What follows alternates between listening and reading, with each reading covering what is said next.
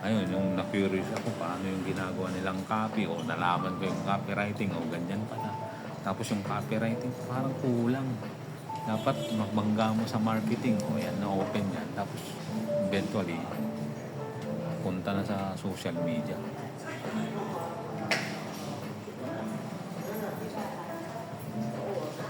Kasi ang social media, leads lang naman eh.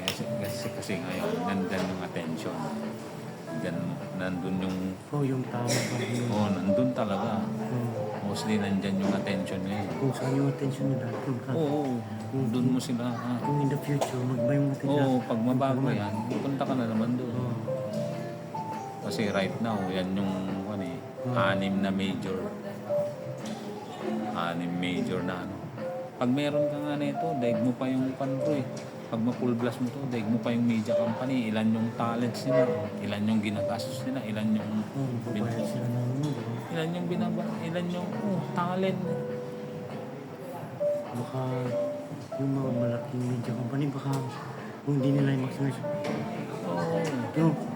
Baka magbawas sila ng tao. Kasi isipin mo, gano'n. Tapos yung mga talent sila, may sarili-sarili lang silang channel.